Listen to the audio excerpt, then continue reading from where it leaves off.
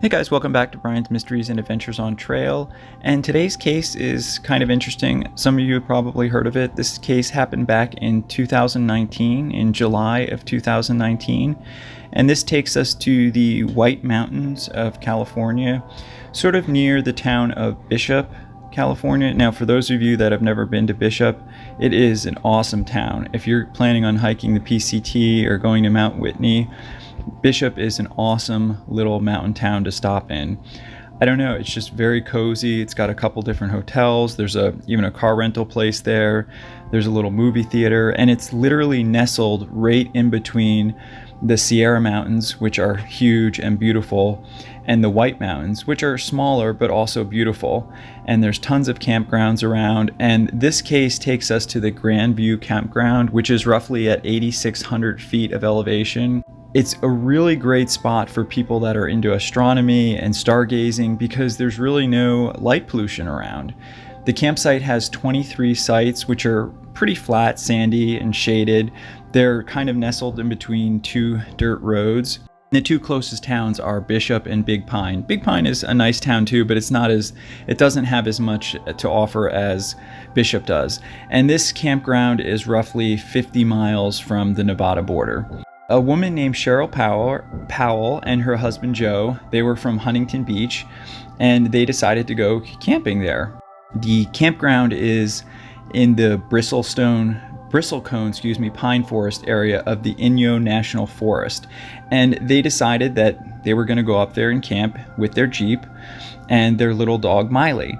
So they got there on a Friday. They started setting up their camp, and Sheryl, she decided that she was going to go and kind of survey the area like you do when you get to a new campground, and her husband was going to go park the car and start unloading the gear.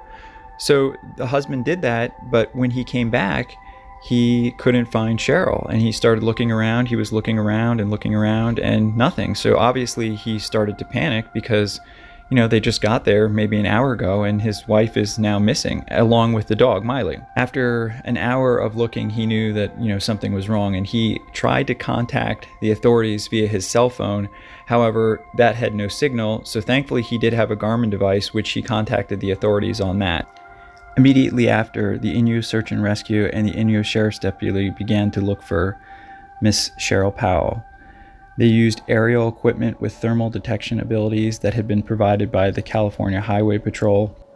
Now, Sheryl was considered to be a very experienced hiker. She was roughly 60 years old at the time, 5 foot 3 inches tall, 120 pounds, and her little dog Miley was only 5 pounds. So not like he was going to be a big defender out in the wilderness, but I'm sure having that kind of company when you're lost would be nice. So the investigators immediately started an aerial search as well as heavy ground searches. The amount of agencies that were involved in this search was really, really impressive. Now so she went missing on July 12th of 2019, and this was the next Saturday that all these ground searches got involved. And agencies from the China Lake Mountain Rescue Group, Fresno Search and Rescue, Riverside SAR, Tulare Search and El Dorado SAR, Mariposa SAR, the California Dog Association Rescue participated in the search, Inyo County Search and Rescue. I mean, there was just a ton of agencies involved in this search.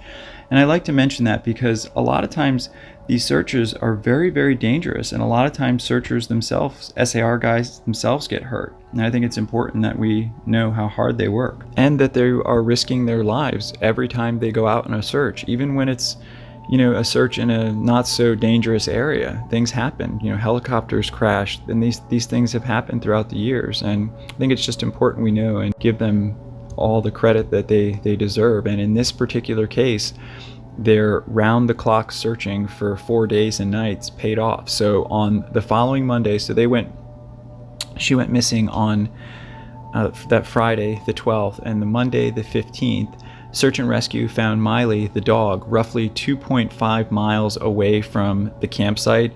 And this just goes to show you too how a lot of times when people get lost, they're sometimes not even that far away from their point of origin. And it just goes to show you too that even with tons of manpower, all these agencies doing foot and ground searches, plus like modern technology, it's still very hard to find people in some of these dense areas. Well, then roughly a few hours later, they found Sheryl, and Sheryl was dehydrated and, she was obviously exhausted and worn out. They took her to the local hospital, and this is where they first learned of the story. She started telling them what actually happened that day. Miss Powell said that while her husband was parking their car at the campground, she decided that, she would go off and take the dog for a walk, check out the area, see what was around and that kind of thing, like how you do when you get to a new campground. She said that during this walk, she had to use the restroom. So she went out and found a small, thick brush area. She said right at that moment, a man jumped out from behind a tree and started threatening her little dog. Now remember, this dog is a little 5-pound thing. The man said the first thing that's going to happen here is he's going to use his knife on your dog. And then he said to her, if he didn't let him have his way with her, he was going to do the same thing to her. Now, Powell has recounted this story to USA Today. She was on Good Morning America, the Today Show. So at the time, this was a pretty big story. I hadn't heard of it. But so anyway, Powell said the man actually grabbed her by the wrist, but she was able to free herself. And this is where she was able to run away. But unfortunately, from, in her haste, in her fear, when she finally did stop, she wasn't on any trail anymore. And at this point, she was completely lost. However, at this time, she remained very calm and docile, and she was just focusing on getting food and water to keep both her and her dog alive. She just wanted to keep moving and try and get them out of there. She ate cactus fruits, and she said that she mainly traveled at night, both to avoid the heat and rattlesnakes. She said that having her dog with her really was night and day. She said that because she had someone else to care for, and that needed her, it just kept her going. And luckily she found a little spring too, that she said the water tasted great and it seemed like it was, safe to drink. So she stayed by that and she just kept drinking and trying to move as much as she could. Powell reported that one day she heard the helicopters going over, and of course she tried to signal them, but they couldn't see her. And I'm sure that's just the most disheartening thing. You're trapped out in the wilderness, lost, and they're out there looking for you, but they can't see you. In any event, on that Monday, she did say that the nights were scary, but she had her dog. Somehow on that Monday, she got separated from the dog, but the rescuers found her, just a little while later. And aside from a little bit of dehydration, they were both fine. And she did report about the man. She said that he was a big, burly looking man. He was bald, very tan and dirty.